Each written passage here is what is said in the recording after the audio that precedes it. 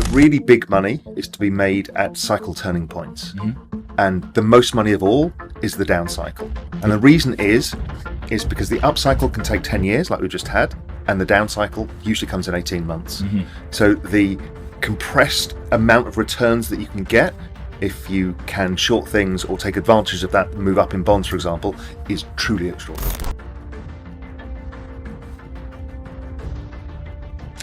I think gigantically different. Firstly, look at the acceleration of this post-halving versus the previous one. It's faster, which none of us expected, right? We were all expecting the slope to be less.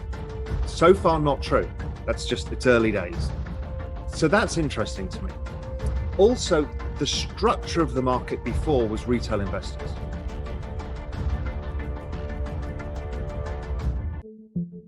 The dirty secret is most of these guys held it in their own PA accounts because they can see it, right? They just weren't able to put it in their funds. Because they actually, counter to the narrative, the really big money is to be made at cycle turning points. And the most money of all is the down cycle. And the reason is because the up cycle can take 10 years like we just had, and the down cycle usually comes in 18 months.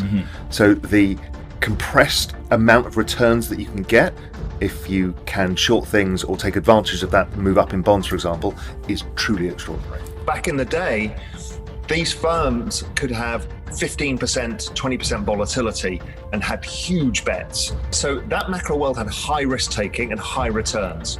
In came the pension funds, in came the insurance companies, in came the sovereign wealth funds. And they said, well, we don't want you to be so risky. And they're like, yeah, but you're not going to get the returns. They're like, well, we don't really care. So they crushed volatility down to 5%. Comes the rise of Millennium and all of these big platform plays where they have lots of traders, low volatility, much lower returns. 10% is a great year. I think gigantically different. Firstly, look at the acceleration of this post-halving versus the previous one. It's faster, which none of us expected, right? We were all expecting the slope to be less. So far, not true. It's early days. So that's interesting to me. Also, the structure of the market before was retail investors. Now, here we've got institutions, some of them will buy and hold, but as you bring in hedge funds, you'll start bringing in new supply into the market because they trade it more and they'll trade it in big size. They'll be selling some, buying it back, selling some, getting short. That's a different structure than we used to. What that actually does is lower the volatility of Bitcoin over time. So the texture and feel of Bitcoin will be different. Over time, the next cycle, the returns will be significantly lower in terms of percentage returns. This one, I have a hunch that this will be bigger than anybody imagines. So what happens is they come into it for the trade and stay for the future because we're macro guys. And I say this a lot and people don't really understand, we live in the future. We look at possible futures and try and predict them based on everything from charts to flows to fundamental analysis. And that's why they stay. And that's why they're agnostic to the tribalism. Because what they're saying is, okay, we see this. I don't care whether Bitcoin wins. I know that this whole space is going somewhere and I want to be involved. And then, so I've now got a future framework and I'll trade accordingly. Everyone's like, well, plan B, he's got 250,000 or 280,000. Others have got various levels between 50 and 150. But if I just take the log chart, put regression lines on it, if it gets to 2 standard deviations overbought, which is roughly where it got to the last 2 peaks, that's $1 million. In general speaking, for most people don't have that skill set. Of course. So generally speaking, cut your losers, run your winners. Of course. That's a very flippant statement because it's actually not that easy to do. Yeah, of course. It's actually difficult not to cut your winners. Well, the dirty secret is most of these guys held it in their own PA accounts because they can see it, right? They just weren't able to put it in their funds. The structure wasn't there. The futures, that helps.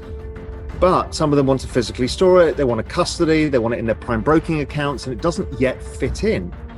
But that's changing. So they are all working on it. I'm also hearing incredible stories of these massive hedge fund platforms trying to buy every single independent crypto hedge fund. And then some of those guys went, this Bitcoin thing's interesting. Now, most didn't get it in the beginning. They saw it as a trade. And then everybody saw it, started to see it.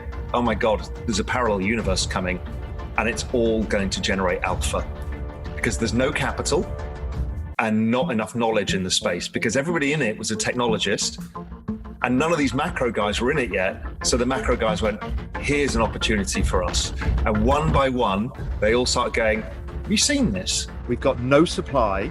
We've got this kind of industrial vacuum cleaner of Bitcoin coming in, which is the institutional space. But it will structurally change it.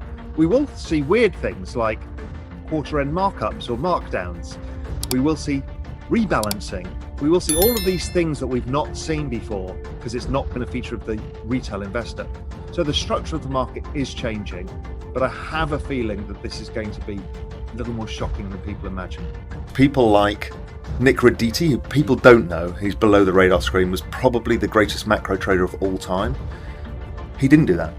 Okay. He had enormous stomach for risk. Mm-hmm. What he had was